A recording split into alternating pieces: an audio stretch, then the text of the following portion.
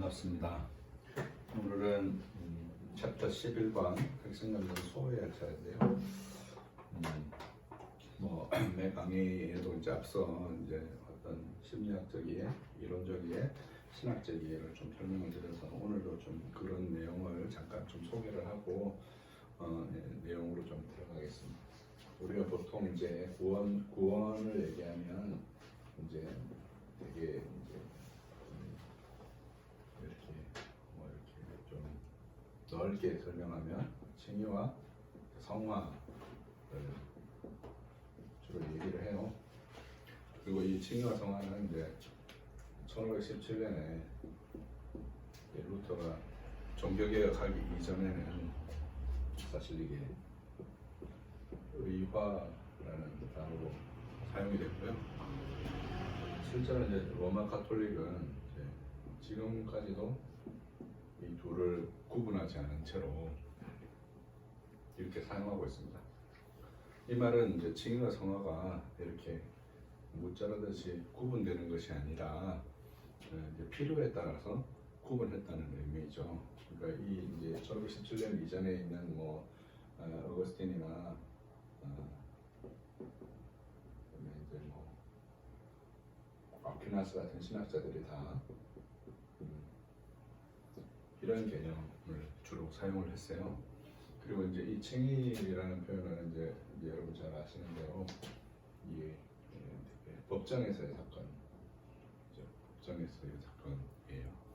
그리고 성화는 이제 실제에 있어서의 사건이죠. 우리의 구원이라는 게 단순히 법정적인 일만이 아니라 우리의 삶의 어떤 실질적인 일이라는 것을 이제 설명한 것인데요. 근데 이 칭의를 이제 지나치게 강조하다 보면 뭐가 약화될까요? 당연히 이제 그 반대편이라 할 수 있는 삶이 약화되게 되겠죠. 그렇죠? 근데 이 성화를 지나치게 강조하다 보면 어떤 일이 벌어질까요? 그 반대편이라 할 수 있는 이제 그리스도의 단독적인 구원의 문제가 약화되는 현상이 이렇게 나타난 거예요. 그래서 어거스틴이 펠라기우스를 정죄하고 그리스도의 구속의 은혜로만 우리가 의롭게 되어진다는 것을 정의했음에도 불구하고 그로부터 한 1000년의 시간이 흐르는 동안에 또 똑같은 문제가 이제 발생하게 된 거죠. 그런 똑같은 문제가 발생하는 것을 이제 기술적으로, 성경 해석적으로, 그리고 목회적으로 차단하기 위해서 이제 이 구분을 했다는 점을 우리가 기억해야 돼요.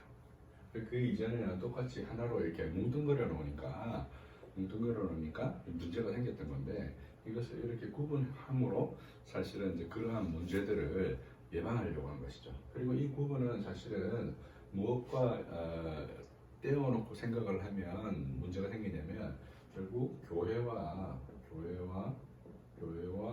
동떨어진 개인적인 것으로 생각을 하면 문제가 생기게 됩니다. 칭의라는 건 사실 매우 개인적인 일이에요. 개인적인 일이고 성화라는 것은 매우 공동체적인 일이죠. 그래서 개인 안에 하나님께서 믿음을 주셔서 그 믿음을 통해서 우리가 교회로 나오고 그 교회에서 우리가 은혜의 수단을 사용해서 믿음으로 은혜의 수단을 사용함으로 성화의 열매를 맺는 구조를 하고 있는 거예요. 이런 구조를 함으로 이제 우리 구원의 공로로 우리의 삶의 일부가 우리가 의롭게 되어지는 공로로 침습하는 것을 방해하기 그걸 막기 위해서 이러한 구분을 한 것이죠. 그런데 이제 칭의에 지나치게 경도되어져 있는 사람들은 이 원래 바울이 로마서에서 오직 믿음으로 의롭게 된다고 한 그 말을 어떤 식으로 이해를 해버리냐면 이렇게 우리의 삶, 공동체적인 우리의 삶이 이렇게 제거되어진 것으로 칭의를 이해해버리는 그런 경향성이 나타나는 거죠. 가장 대표적으로는 이제 구원파적 신앙이 이제 이런 류의 신앙이라고 할 수 있고 또 다른 이제 대표적인 신앙은 소위 이제 반율법주의 신앙이 이제 이런 특징을 가지게 되는 것이죠. 반대로 이게 칭의로 지나치게 경도됨으로 이런 도덕적 해이들이 나타나고 율법 무용론이 나타나고 그리스도인의 삶이 매우 경건하지 않는 여러 현상들에 대한 걱정과 또 그런 것들에 대한 우려 때문에 이 우리의 삶을 강조하기 위해서 칭의를 유보적으로 설명하고 칭의의 일부분으로서 우리의 삶의 행위와 순종을 칭의를 유지하는 수단으로 강조하는 신학이 이제 일어나게 된 거예요. 그런 신학이 이제 우리가 이제 흔히 시중에서 만나게 되는 MPP라는 세관점이라는 신학이 이런 종류의 신학인데, 원래 세관점이라는 신학은 사실상 어떤 이런 문제에서 또 출발했다기보다 유럽에서 유대인 학살 문제, 다시 말해서 홀로코스트 문제에 직면하여서 그런 어떤 차별, 인종차별과 같은 문제들에 대한 어떤 트라우마가 그런 어떤 사회적 어떤 문제에 대한 해석에서부터 사실은 이 신앙이 출발을 한 것이죠. 그게 이제 우리나라에 수입되면서 이제 이런 구원론적인 문제와도 이제 이렇게 얽히게 되어진 것이죠. 그런 유럽의 이런 MPP라는 세관점과 달리 북미에서는 이제 페더럴 비전이라고 하는 이제 북미 개혁교회 안에서 일어난 이론들인데, 이 이론들 역시도 이제 행위 우리가 의롭게 되어지는 데 있어서 칭의가 유보되어지고 우리가 그 의를 입으려면 우리의 삶 가운데 순종이 일부 나타나야 된다. 그래서 어떤 등식을 두게 되냐면 믿음 이꼬르 순종이라는 등식을 두게 되고, 이런 순종이라는 등식을 두어서 어떤 우리의 삶 가운데 어떤 삶의 요소를 강조하려고 하는 경향을 보였어요. 이런 페더럴 비전도 북미에서 이제 북미 개혁교회들 안에서 이제 이단으로 정제가 되었죠. 근데 이 경향은 사실은 웨스트민스터 신앙고백서가 작성될 때부터 이미 있었던 경향입니다. 웨스트민스터 신앙고백서가 작성될 때 소위 카메론주의자들, 지금으로 말하자면 이제 백스터주의자들, 그리고 카메론의 제자였던 아미로주의자들, 이 아미로주의는 나중에 이제 소무르에서 하나의 학파를 형성하게 되고, 제네바 신학교의 제네바 아카데미의 다수의 교수들이 이 소무르 학파의 신학을 따르게 됩니다. 그리고 이 소무르 학파는 나중에 이제 개혁 신학의 거장이라고 할 수 있는 17세기 개혁 신학의 거장이라고 할 수 있는 투레틴이 작성한 신조에 의해서 이들의 신학이 정제가 되죠. 이들의 신학의 이제 세 가지 특징이 뭐냐면 이 페더럴 비전의 신학하고 똑같은 특징을 보입니다. 행위언학을 부정하고, 그다음에 원죄 교리를 약화시키고, 그리고 세 번째 그리스도의 능동적인 순종을 부정합니다. 이렇게 하는 이유는 뭐냐면, 행위언약이 있으면 사실상 아담이 실패했고 그 이후에 모든 인류들이 실패했기 때문에 이것이 맺어져 있으면 사실상 우리의 삶이 여기에 이제 그 구원에 있어서 어떤 역할을 해야 되는 문제에 있어서 이제 제약이 가해지는 거죠. 원죄 교류도 마찬가지인데, 원죄로 다 타락해 있다고 말하면 우리가 순종하는 이런 문제에 있어서 그렇다는 것을 이제 설명하기가 이제 어려워지는 거죠. 그리스도의 능동적 순종도 역시 마찬가지인데, 우리가 순종해야 될 모든 것들을 그리스도께서 다 하셨다라고 말하면 우리의 삶이 들어설 자리, 다시 말해서 우리의 자유의지가 들어설 만한 자리가 없어지게 되는 것이죠. 그런 것들이 없어지면 어떤 경향이 온다고 생각했냐면 칭의로 경도되어지고, 칭의로 경도되어졌기 때문에 결국 성화의 삶이 나타나지 않는 것을 이제 이렇게 경계하는 것이죠. 이런 것들이 이제 투레틴에 의해서 소무르 신학의 이런 부분들이 정제되었고, 이보다 한 좀 더 지나서는 영국의 웨슬레 운동이 일어날 때에 웨슬레 역시도 이제 이런 교리들에 대해서 약화시키는 경향이 있었고, 이런 약화시키는 경향 때문에 그를 이제 사역에 초대했던 휘트필과 그와 결별하게 되어지는 그런 사건이 되어진 거죠. 그래서 이제 신앙에 있어서 항상 이 두 가지 문제, 우리의 삶의 변화에 있어서도 항상 이 두 가지 문제, 칭의와 서광의 문제는 이제 종교개혁 이전 그리고 종교개혁 이후에도 항상 우리의 삶의 핵심적인 문제였다는 점을 우리가 생각해야 됩니다. 근데 지금 우리가 이 핵심 감정 시리즈를 통해서 이제 핵심적으로 설명하고자 하는 것은 바로 이 구조예요. 뭐 다른 것은 다 잊어버리셔도 이 구조를 잊어버리시면 안 되는데, 그것이 무엇이냐면 바로 칭의와 성화는 교회와 맞물려 있는 구조라는 거죠. 교회와 맞물려 있는 구조고, 개인적으로 우리가 하나님 앞에 부름을 입을 때 교회로부터 선포되어진 말씀에 의해서 부름을 입게 되어지고, 그 부름을 입은 자는 성화의 공동체로 나오게 되고, 그 성화의 공동체로 나와서 교회로부터 은혜의 수단을 사용함으로 열매 맺는 신앙. 그래서 믿음의 표지로서 행위가 결과가 어떤 그 동기가 아니라 결과이자 열매를 맺는 신앙의 구조가 사도들이 우리에게 전승해준 믿음의 구조라고, 구원의 구조라고 이렇게 설명하는 것이죠. 그래서 우리가 핵심 감정 시리즈를 통해서 우리가 기억해야 되는 것은 뭐냐면, 사실은 이 칭의가 개인적인 문제이듯이 핵심 감정 역시도 어떤 특징을 가지냐면, 핵심 감정 역시도 개인적인 특징을 가진다는 거예요. 그죠? 개인적인 특징을 가져서 자기가 가진 그런 개인적인 세계관에서 벗어나지 못하는 것이죠. 많은 세계관을 연구하시는 분들이 기독교의 복음이 전해졌는데도 불구하고 그들이 토착적인 세계관을 이제 버리지 못하게 될 때 그 기독교는 흔히 혼합 종교 현상으로 전락한다고 설명을 하는 경우가 많아요. 예컨대 이제 우리나라의 토착 종교를 한번 생각해 보시면, 샤머니즘이 이제 우리나라의 토착 종교이죠. 이 샤머니즘이 토착 종교인 우리나라에 제일 먼저 수입되었던 종교가 불교입니다.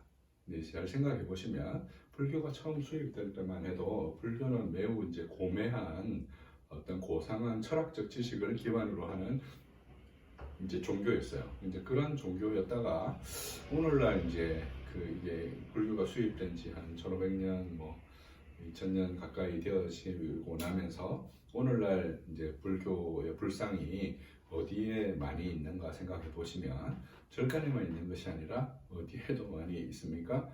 샤머니즘적인 점집에도 그러한 내용들이 가득 차 있는 것을 볼 수가 있습니다.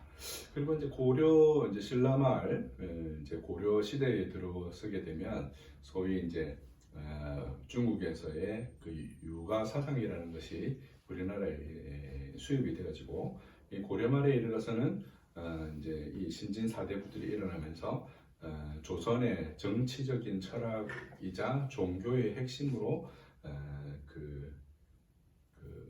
유교 사상이 자리 잡게 되어집니다. 근데 유교 사상이 자리 잡게 되어질 때 이제 우리나라가 받아들였던 학문을 이제 흔히 주자학이라고 그러는데요. 주자학이라는 게 뭐냐면, 주자가 주석을 한 거예요. 우리가 이제 그 성경을 주석할 때 칼뱅의 주석을 우리의 어떤 신앙의 표준으로 삼고 그것의 확장이나 재해석을 통해서 우리의 신앙을 생활을 하듯이 맹자, 뭐 논어 이런 사서삼경의 내용들에 관한 주자가 집주를 한, 주자가 주석을 한 것을 기초로 조선의 왕조가 서 있는 것이죠. 근데 그 주자의 집주에 보면 이제 귀신을 어떻게 풀어놓았냐면, 귀는 움츠러들기, 신은 펼칠신이라고 해서 귀신을 주석했어요. 그러니까 이제 태극의 묘리로 설명한 것이죠. 에너지가 움츠러들고 에너지가 팽창하는 것으로서 우주를 설명한 것입니다. 이렇게 설명을 했고, 실제로 조선 초기에 많은 임금들은 궁궐 내에 아녀자들의 어떤 그런 샤머니즘적인 요소들을 근절하기 위해서 굉장히 노력을 했고, 이제 조선이 숭유 억불 정책을 펼쳤던 것도 불교가 이런 샤머니즘적인 특징을 가지게 되었기 때문이었던 것으로 이제 우리가 생각할 수 있는 것이죠. 근데 이게 조선 중기로 넘어오게 되면 화담 서경석 때부터 사실은 이제 귀신을 숭배하는 것으로, 초상신을 숭배하는 것으로 점점 변질이 되어집니다. 저도 이제 어릴 때를 생각해 보면, 이제 어릴 때 동네에 이제 제사를 지내는 집을 보면, 요즘은 이제 편의상 뭐 아침에도 제사를 드리고 뭐 오후에도 제사를 드리고 뭐 이렇게들 하지만, 예전에 제사를 드리던 이제 우리 아버지 그리고 할아버지 때의 모습들을 생각해 보면 밤 12시에 꼭 제사를 드리죠. 12시에 딱 제사를 드릴 때 먼저 하는 일이 뭡니까? 문을 엽니다. 문을 왜 열죠? 귀신 들어오라고.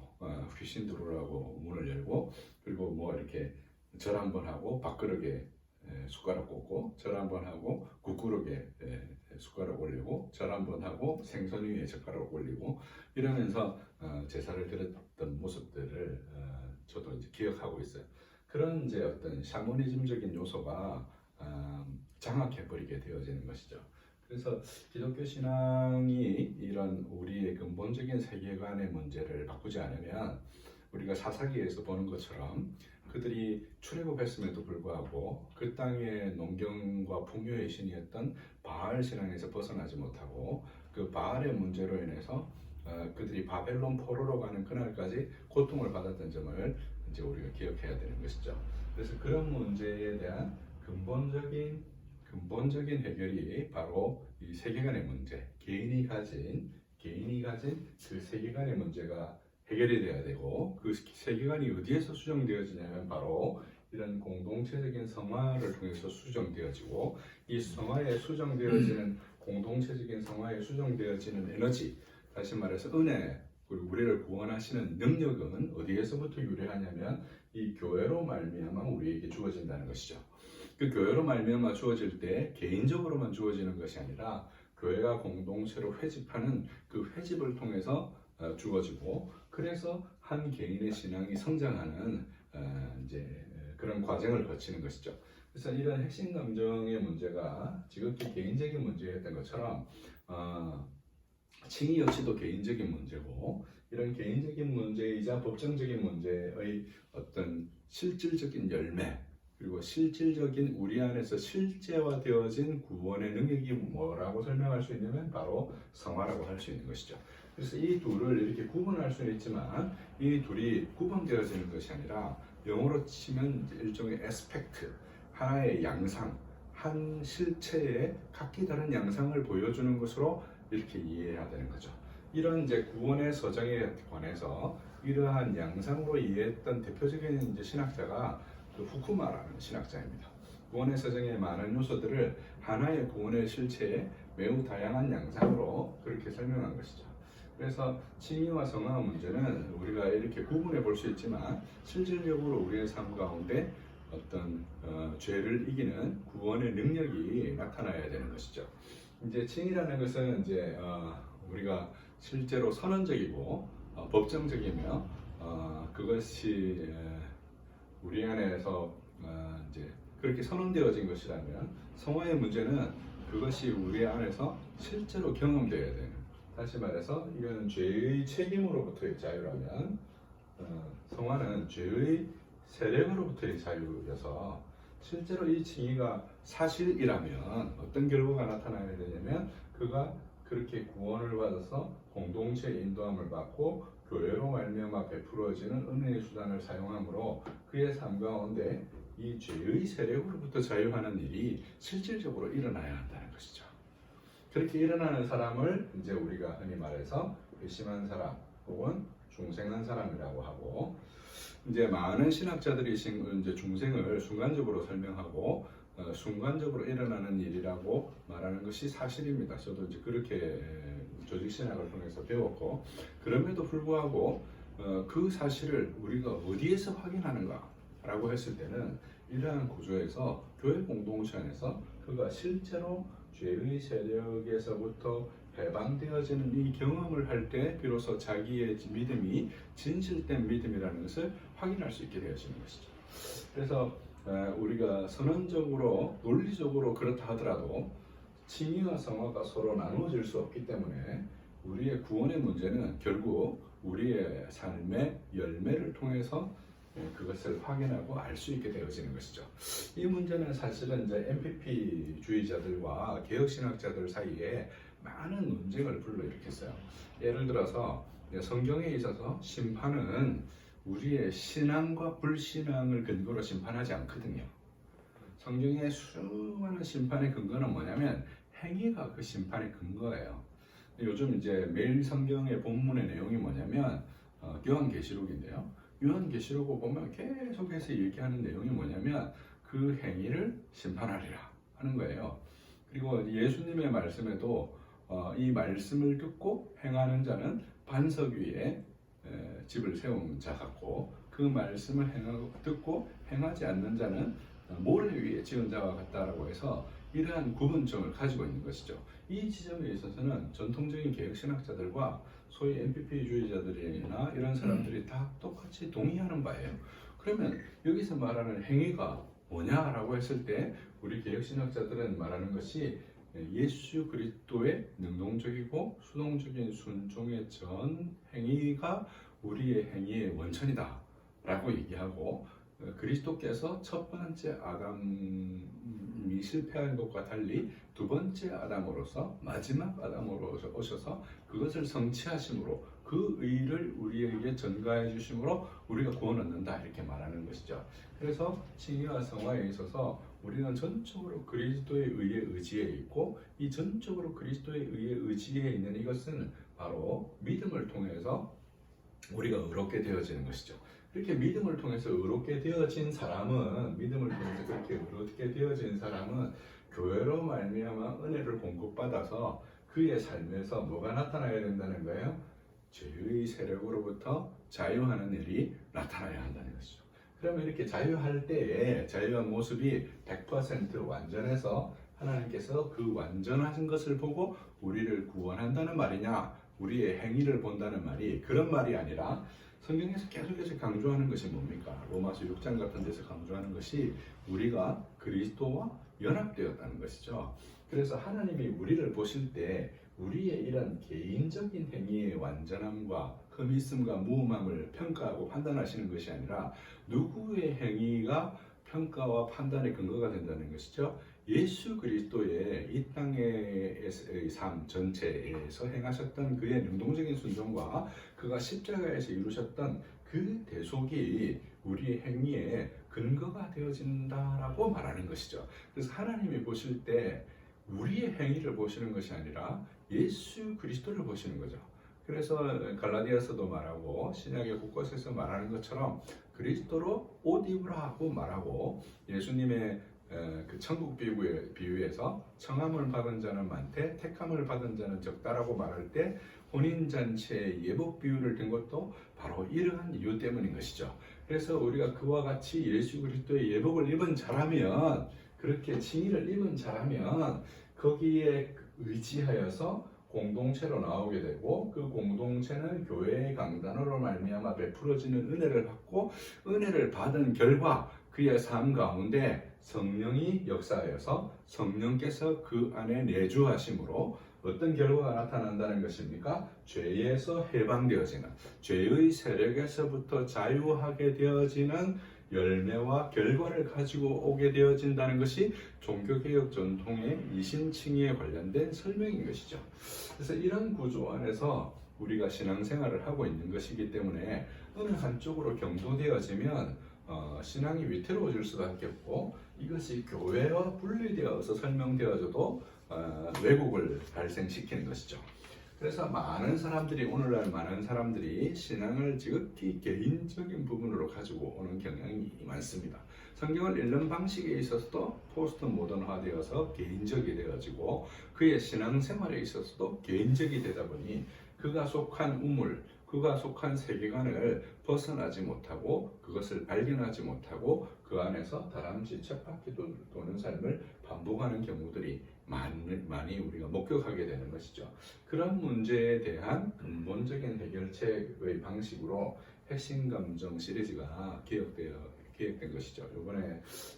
지난달에 이제 핵심 감정 공동체의 마지막이라 할 수 있는 핵심 감정 공동체가 핵심 감정 시리즈의 마지막이라 할 수 있는 핵심 감정 공동체가 이제 출간된 것도 그러한 이유고 그 공동체는 바로 이 성화 안에서 일어나는 성화 안에서 공동체 안에서 우리가 서로 교제하면서 대화하면서 일어나는 우리 안에 있는 하나님이 우리에게 주신 하나님 나라가 아니라 우리 안에 있는 부패성과 우리 안에 있는 죄성의 본질이 무엇인지를 드러내고 우리가 공동체로서 서로 소통하는 그런 자리에 나아가게 되는 것을 이제 설명한 것이죠. 핵심감정 공동체는 바로 이런 구원론의 개혁주의 신학의 구원론의 원리를 따라 있는 것입니다. 이 치유에 나와 있는 이 12가지의 감정은 이런 문제에 있어서 지극히 개인적이고 지극히 자기중심적이고 지극히 소외되어져 있는 자연으로부터 소외되어 있고 하나님으로부터 소외되어 있고 타자로부터 소외되어 있는 우리의 모습을 이제 보여주는 것이라고 할 수 있죠. 그래서 오늘 다루게 될 11번째 챕터 핵심 감정 소외는 바로 이런 지점을 우리에게 굉장히 잘 보여준다고 할 수 있겠습니다. 내용을 한번 들어가 볼게요. 핵심 감정 소외 230쪽입니다. 사회심리학자이며 정신분석자인 에릭 프롬은 해결을 인용하면서 다음과 같이 말한다. 정신이 진정으로 추구하는 것은 자신의 표상을 실현하는 것이다. 그러나 정신은 자신의 시야에서 그 목표를 감추며 자신의 본질로부터 이런 소외를 자랑스러워하고 그것에 만족한다. 원래 정신은 자기 표상을 실현하는 것이 그 목표라는 거예요. 여러분 정신이라는 게 뭐예요? 마음이죠. 그죠? 우리가 여태까지 설명했던 거예요. 핵심 감정으로 설명하면 마음에 주로 뭐가 표상돼요? 우리 욕동이 표상되죠. 욕동이 표상되어지는 힘을 추동이라고 하고 그 표상이 뭐 어떤 것들이 있었어요? 자기 표상, 타자 표상, 그리고 하나님 표상이 있었죠. 그죠? 그리고 이 표상의 궁극적인 실력이 뭐냐면 인격인 거죠. 인격으로서 이성적 주체와 이성을 가진 의지적 주체가 자기를 실현하는 것이고 이런 표상의 자기 실현이 결국 뭐로 드러나야 되냐면 이제 하나님의 영광으로 드러나는 것이 개혁파 신학이 설명하고자 하는 핵심이라고 할 수 있는 거죠. 그런데 이 정신은 자신의 시야에서 그 목표를 감춘다는 거예요. 그죠? 감춘다는 거죠. 그리고 이런 소외를 자랑스러워하고 그것에 만족한다는 거예요. 거기까지 자라가야 되는데 정신의 특성이 뭐냐면 은닉하는 특성이 있는 거죠. 이제 우리가 오해를 하는 이유가 뭡니까? 그런 거잖아요. 그렇죠? 자기 안에 있는 욕망을 은닉하기 때문에 오해가 쌓이는 거죠. 삼국지에 보면 이제 초선이라는 여인이 그 동탁과 그 장군 이름 뭐였죠? 그 장군 사이를 이렇게 이간질하고 하죠. 이간질하게 되어진 것이 서로의 오해를 그렇게 부추긴 것 때문에 생긴 현상이죠. 그렇게 소외되어지는 거죠. 자기의 어떤 내적인 표상들이 실현되어지는 것이 아니라 그것을 자기 안에 은밀히 감추는 것에서부터 출발한다는 것입니다.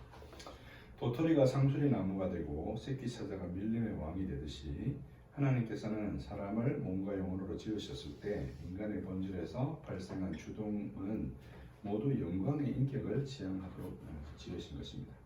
그러나 모든 사람이 범죄함으로 하나님의 영광에 이를 수 없었던 거죠. 죄로 인해서 몸의 주동이 자기 상을 실현하는 과정 중에서 왜곡되어서 본질을 반영할 수 없게 된 것입니다. 이 과정 자체가 소외에 해당하는 것이죠. 에릭 프롬은 에릭 표현의 이 표현은 이런 지점을 우리에게 보여준다고 할 수 있습니다. 반대로 실현된 자기상은 부패한 본질에 대한 소외이기도 합니다.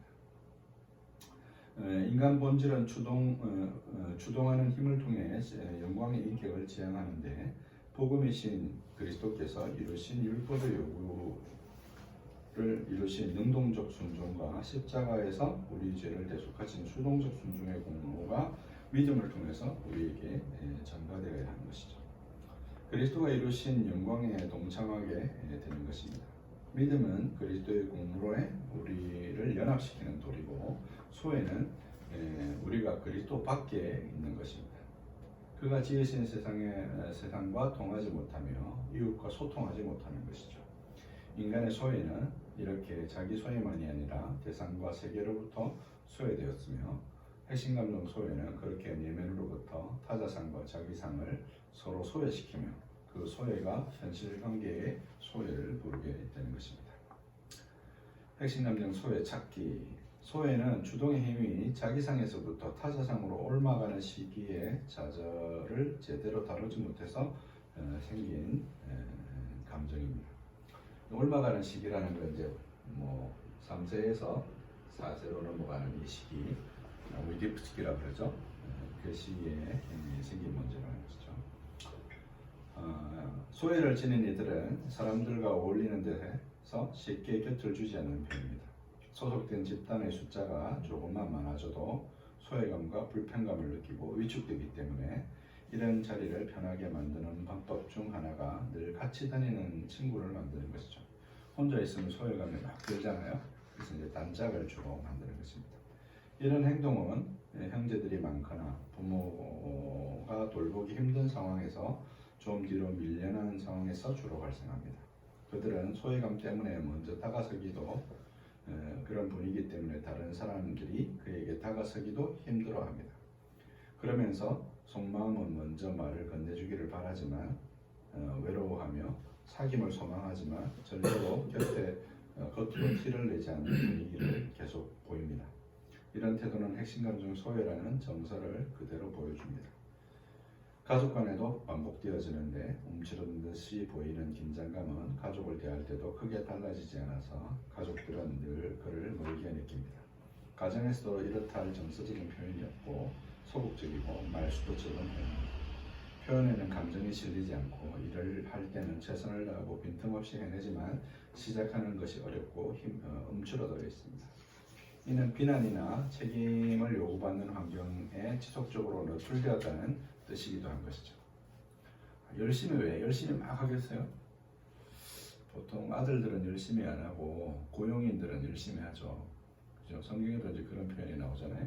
근데 열심히 하는 이유는 자발성과 자기 열심, 자기 열정 때문에 열심히 하기도 하지만 보통 현실 사회에서 우리가 만나게 되는 열심은 강요당하는 열심이죠. 그냥 자연적인 상태로 있다면 그냥 좋은 신뢰관계가 있을수록 편안하게 할 텐데 그렇지 못하는 것은 이렇게 감시당하는 듯한 관계에 오래 노출되어 있었다는 뜻이기도 합니다. 그렇다고 해서 양육자가 대놓고 비난을 하거나 기를 죽이는 스타일은 아니었을 것입니다.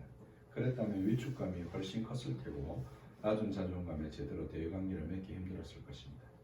그러나 자기 일을 집중력 있게 해내는 역량을 보이는 것으로 보건대 간섭이 지나치게 많은 양육자는 아니었을 것을 예상할 수 있습니다. 핵심감정 소외에는 일정 부분 타고난 기질이 요인으로 작용했습니다. 그들은 한번 맺은 관계를 쉽게 저버리지 않는데 이는 관계 맺는 능력이나 애착의 결여가 아니라는 점을 보여줍니다. 단짝을 맺는다는 것에서 우리가 알 수 있듯이 애착의 결여는 아니라는 거예요.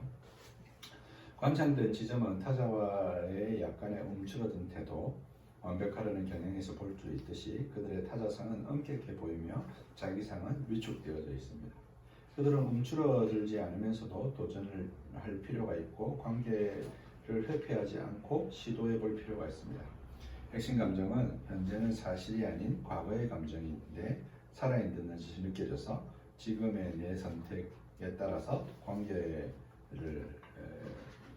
살아있듯이 지금 느껴져서 지금의 선택에 따라 관계도 달라질 수 있는 것입니다. 핵심 감정 소외 보기입니다. 232쪽. 소외는 개인 및 집단과 관련이 있습니다. 거시적으로 보면 소외의 출발점은 수단에 관한 지식은 있으나 목적에 관한 지식을 지니지 못한 데서 출발합니다. 모순적이게도 사회 유물론과 프로이트 이론을 배경으로 하는 프롬은 소외의 기원을 구약 성경의 우상 숭배의 그 근원을 두면서 자신을 이방인으로 취급하는 경험 양식이라고 그렇게 표현했습니다. 프롬은 신학의 언어인 죄의 개념을 비신학의 언어로 표현한 것이 소외라고 그렇게 이해를 했습니다. 하나님께서 사람을 지으실 때 원래 목적은 영광의 인격을 만드는 일이었습니다. 이는 몸과 영혼의 주동이 모형신학을 통해서 삼위일체 하나님을 닮은 세 가지 심성을 실현하는 일이며 그 결과가 영광의 인격인 것이죠. 이 인격과 관련된 부분 핵심 감정 탐구의 자기 이해 편에 신학적 이해를 보시면 잘 설명이 되어 있습니다. 하나님의 절대 주권과 그 주권의 실현으로서의 작정과 그 시행은 하나님의 영광을 그 목적으로 합니다. 웨스트민스터 소유를 문답지 1문도 뭐라고 얘기합니까? 하나님을 영원하게 하는 것과 그를 영원토록 즐거워하는 것이라고 그러죠. 그러니까 이 즐거움이라는 것은 결국은 이 추동이거든요. 내가 정말 원하고 바라는 것. 사람들이 뭘 원하고 바랄까요? 사랑을 원하고 바라는 것이죠. 인정을 원하고 바라는 거죠. 그런 사랑의 관계, 성부와 성자가 나누시는 그런 사랑의 관계로 우리가 초대되었는데 어떤 이유에 의해서 거기에서부터 소외가 일어나는 거죠. 그래서 자기 소외가 일어나고 타인과의 관계에 소외가 일어나고 하나님과의 관계에 소외가 일어나는 거죠. 그런 소외를 이제 프롬은 대표적으로 뭐로 표현했습니까? 우상숭배의 문제로 표현한 거죠. 하나님과의 관계에서 하나님을 향하고 하나님을 지향해서 영광의 인격으로 드러나야 될 것이 우상을 추구하는 것이죠. 그 우상은 대체로 어떤 성향을 가지냐면 우상은 대체로 자기만족적 성향을 가지는 거죠. 우상의 근본적인 목적 뭘까요? 생각해 보면 벤 게메렌이라는 신학자는 이제 이렇게 설명을 해요. 우상을 추구하는 가장 근본적인 이유가 두 가지가 있는데 그거는 이제 우상에서 나타나는 이제 현상을 보면 이제 알 수 있다는 거예요. 우리가 우상을 찾아가는 것, 다시 말해서 점집을 찾아가는 목적은 크게 두 가지죠. 하나는 미래를 알고 싶어하는 것입니다. 그죠? 멘틱이라고 그러죠. 멘틱. 미래를 왜 알고 싶을까요? 자기의 미래에 자기가 원하지 않는 일이 닥칠까봐 두려워하는 것이죠. 그죠? 원하지 않는 일이 닥칠까봐 두려워하는 것이고 그 원하지 않는 일은 예수 믿는 사람들도 종종 느끼는 것이죠. 그리고 예수님께 부름을 받은 사람들도 종종 느끼는 것입니다. 우리가 보통 예수님께 부름을 받을 때 사람들이 많이 예수 믿는 것을 거절하는 이유 중에 한 가지가 무엇이냐면 예수 믿으면 내가 하고 싶지 않은 것을 하라고 말하실 것 같아요 라고 하는 것이죠. 결국 이제 멘틱, 미래를 알고자 하는 것은 나에게 닥칠지도 모르는 내가 원치 않는 어떤 종류의 삶을 회피하고자 하는 것입니다. 그것이 바로 우상숭배적 마인드라는 것이죠. 본질은 자기 중심에 있는 것이죠. 그리고 그것을 알게 되었을 때 사람들이 하는 일이 뭡니까? 당신 내년 여름에는 물가에 가지 마. 물가에 안 좋은 수가 있어. 이런 얘기를 들으면 그럼 그걸 피하려면 어떻게 해야 되나요? 라고 얘기하면 무당들이 곧바로 하는 일이 뭐죠? 부적 하나 써줄 테니까 옷 추면 잘 넣어 다녀 라고 말하는 매직인 거죠. 방해하는 것입니다. 이 방해이나 이제 멘틱, 미래에 대한 점술과 방해는 모두 다 점술과 주술은 모두 다 뭐를 포함하고 있습니까? 자기 미래에 대한 자기 실현을 포함하고 있는 것이죠. 자기 방식의 실현을 포함하고 있는 것입니다. 그래서 매우 자기 중심적이고 그런 자기 중심성이 무엇과의 소통을 방해하게 되는 것입니까? 타자와의 소통을 방해하게 되는 거죠. 여기서 말하는 타자는 이제 임마누엘 레비나스 같은 이제 철학자이자 정신분석학자가 말하는 바는 이런 것입니다. 하나님 혹은 이웃, 자연 이런 것이죠. 그것으로부터 소외돼서 자기 만족적, 자기 체계를 갖게 되는 것이 바로 소외인 것이죠. 소외는 바로 이런 데서 이제부터 출발하는 것입니다. 핵심 감정 공부는 구체적으로 이러한 영광의 인격을 구현되는 것을 지향하지만 하나님의 영광과 우리의 구원이 우리의 몸과 영혼에서 맞닥뜨리는 것이라 할 수 있습니다. 몸과 영혼의 추동은 세 가지 상을 산출하게 되는데 사랑의 힘은 내사되고 미움의 힘은 투사되는 경향이 있습니다. 사랑은 자꾸 내사를 하죠. 그러니까 우리가 뭘 얻고 싶은 것은 자꾸 자기 안으로 가지고 들어옵니다. 예를 들어서 그 올림픽에서 누가 금메달을 땄다 이러면 그 자긍심들은 어떻게 해요? 저거는 저 사람 탓이야. 저 사람이 잘해서 올림픽에서 금메달을 땄어 이러지 않죠. 어떻게 합니까? 와, 저 사람은 우리 민족이야. 저 사람은 대한민국 사람이야. 아, 저 사람은 알고 봤더니 우리 집 사돈의 팔촌의 남이래. 뭐 이렇게 가지고 오게 되죠. 그죠? 그래서 사랑은 어떻게 하는 성향을 가지고 있냐면 우리 안으로 내사하는 성향을 가지고 있어요. 미움은 어떻게 하는 성향을 가지고 있습니까?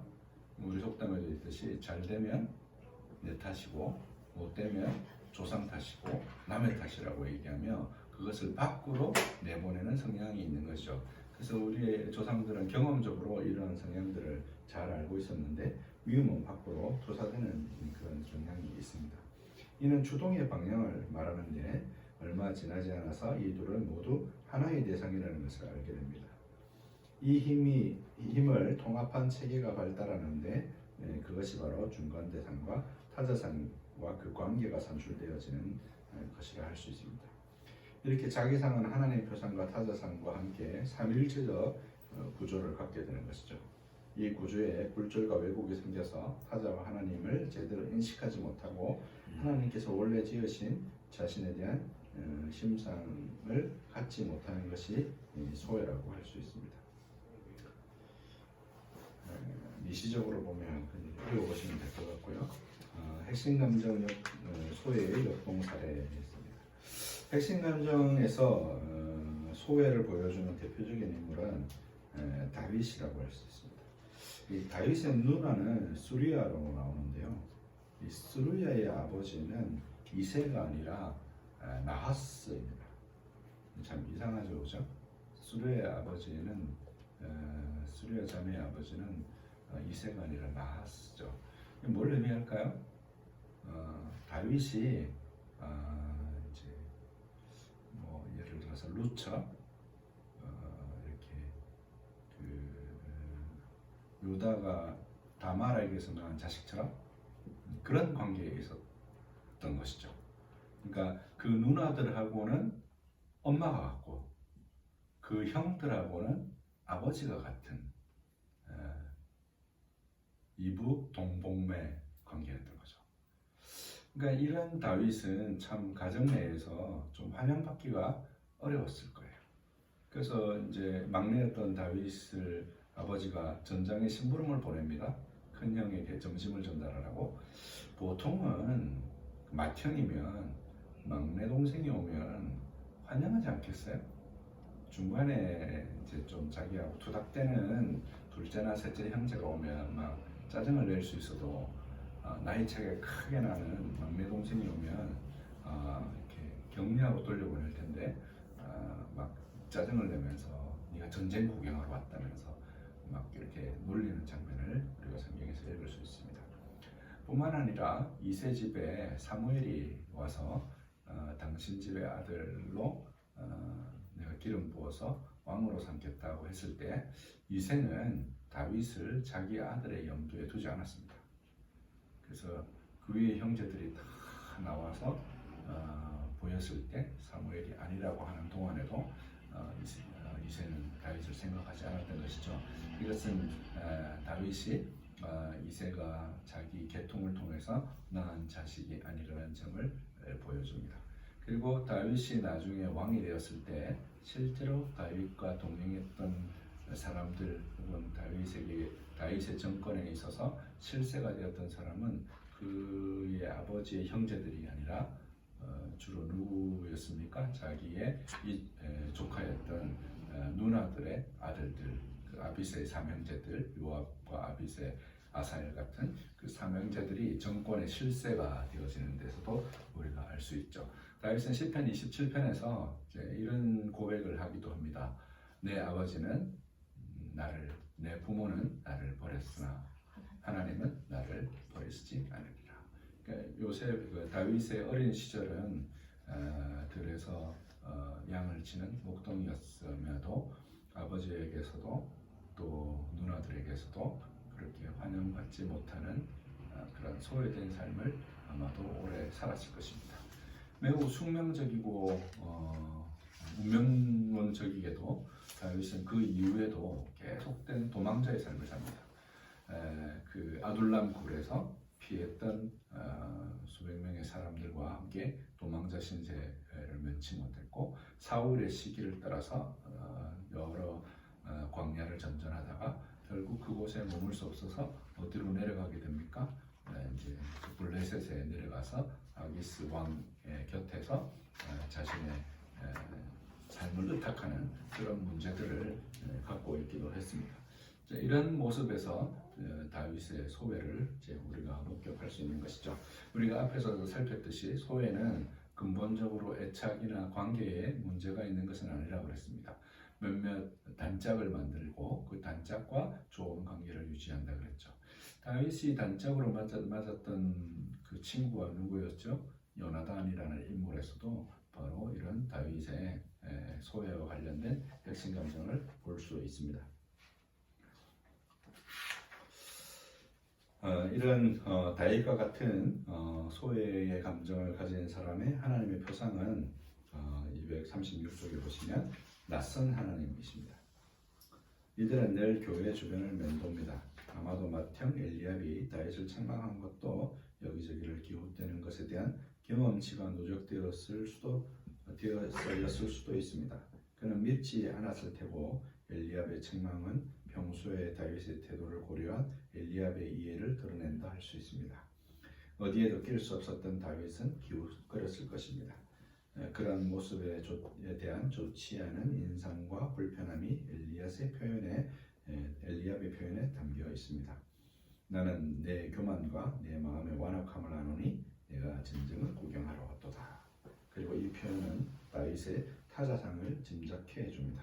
다윗은 움츠러들어서 형의 눈치를 봤을 것입니다. 다윗에게 타자는 낯선 이방인 같았습니다. 그래서 그는 늘 이방인처럼 살았습니다. 가족에게도 살갑게 굴지 못해서 제대로 책망하지도 못하고 몸이 건조하게 되었습니다. 실제로 이제 우리가 사무엘서를 보면 다윗이 그 자녀들에 대해서 한 번도 책망한 적이 없더라, 이런 표현이 등장하는 것을 우리가 볼 수 있습니다.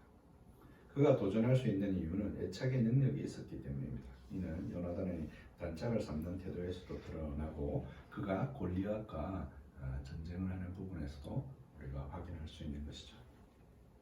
핵심감정 지우기는 어떻게 이루어지냐면 획득된 습관을 믿음이라는 주입된 습관으로 덮어 써서 지우는 것입니다. 컴퓨터에서 파일 지우기는 지워도 흔적이 남습니다. 우리가 포렌식이라고 그러죠. 요즘 법정 수사 용어로 자주 등장합니다. 우리가 그 아까 전에 칭의를 법정직이라고 할 때 그 법정직이라는 말의 그 영어 표현이 포렌식이라는 말이에요. 그래서 그 마치 법의학 수사관이 범죄 현장에 갔음에도 거기서 뭘 찾아내죠? 증거를 찾아내는 것이죠. 그래서 우리 컴퓨터에 우리가 파일을 지워도 이제 그 사이버 수사대에 들고 가면 휴대폰이나 컴퓨터 안에 자료들이 다 남는 거죠. 근데 이걸 완전히 지우는 방법이 없는 건 아니에요. 그 위에 한 7번쯤 계속 덮었으면 지워지죠. 없어집니다. 흔적이.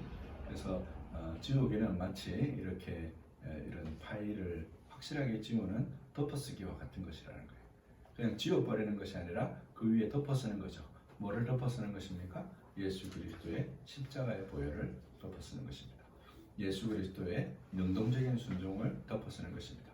예수 그리스도의 의로 우리의 옷을 삼는 것입니다. 예전에 그 어린 시절에 그 소설이 저는 기억이 나요. 거지 왕자라는 소설이 있었죠. 그 거지 왕자는 왕자와 거지가 서로 똑 닮았습니다. 그래서 어느 날 어떻게 했냐면 왕자와 거지가 옷을 바꿔 입은 것이죠. 옷을 바꿔 입은 거지는 왕궁에서 살지만 사실은 그 삶에는 왕자로서의 품격이 없었죠. 그 아버지가 그에게 옥새를 맡겨뒀는데 왕자는 그것을 기사 갑옷에 숨겨두었습니다. 거지는 왕자의 옷을 입고 그 기사 갑옷에 숨겨져 있는 옥새를 꺼내서 호두를 까먹는 데 쓰죠. 이처럼 우리의 구원은 예수 그리스도로 옷 입는 것이어서 우리의 내면적 본질은 근본적으로 전혀 변하지 않았을 수 있습니다. 그렇게 근본적으로 전혀 변하지 않은 내적 본질이 변화되어지는 사건을 우리가 성화라고 하고, 그 성화는 무엇과 연관되어져 있냐면 교회로부터 베풀어지는 은혜의 수단과 연관되어져 있는 것입니다. 외적으로는 그러하고 내적으로는 우리 안에 주입되어진 습관인 믿음이 작용하는 것이죠. 믿음이라는 애착이 은혜의 수단으로 나아가게 하고, 은혜의 수단을 통해서 우리는 바로 실질적으로 하늘에 계신 예수 그리스도와 연합이 일어나서 우리가 진리로 겉옷을 그리스도로 입었다면 성화는 우리의 내면이 그 겉옷에 걸맞는 하나님의 백성의 삶이 나타나게 되어지는 과정인 것입니다. 그래서 핵심감정 지우개는 바로 이러한 지점을 우리에게 보여주는 것이죠.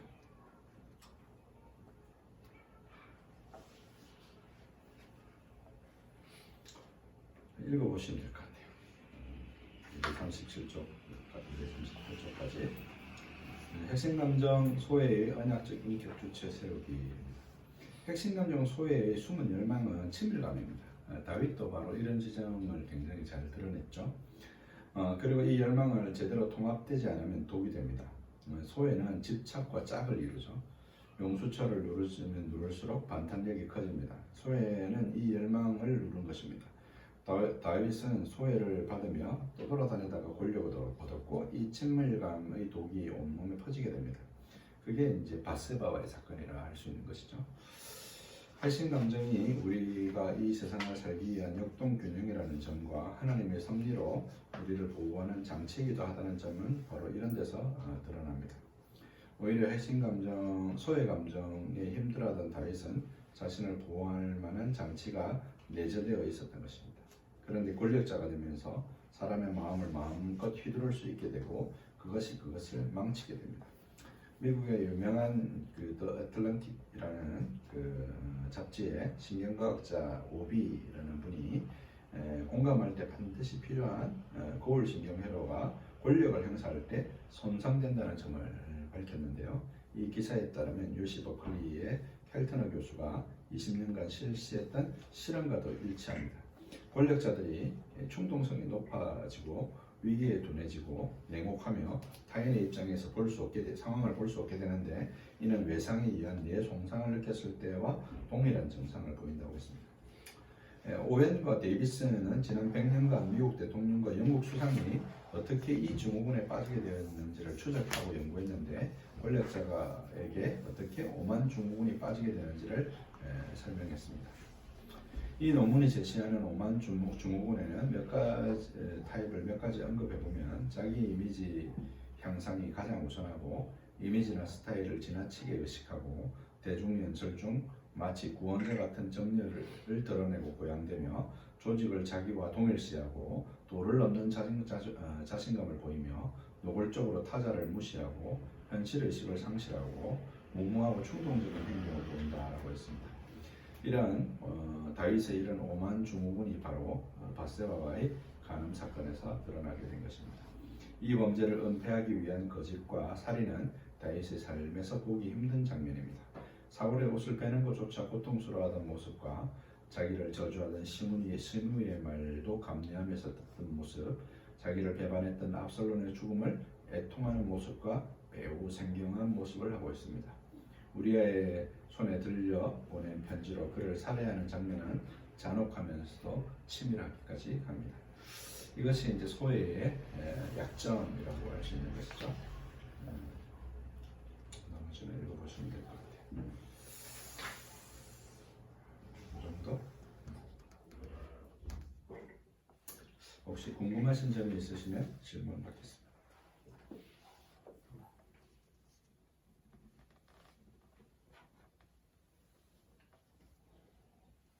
여기에 오만 증후군 보고 나면 목사를 먼저 떠올린다 그랬는데 이해가 없어요. 아, 목사예요? 너무 많죠. 그래서 실명을 거기다 쓸 수는 없잖아요. 권력자들이 왜 타락을 합니까? 이제 대상과의 관계가 제대로 되어 있지 않기 때문이고, 소외는 바로 그러한 지점이 억눌려 있는 사람들이고, 그것을 얻게 되었을 때 이제 이런 문제들을 이야기시킨다는 것이죠.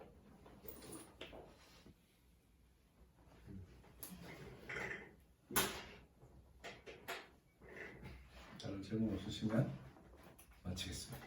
기도하겠습니다. 하나님 아버지, 은혜 주셔서 감사합니다. 이 강의를 들으시는 분들에게 은혜와 평화를 허락하소서. 예수 그리스도 이름으로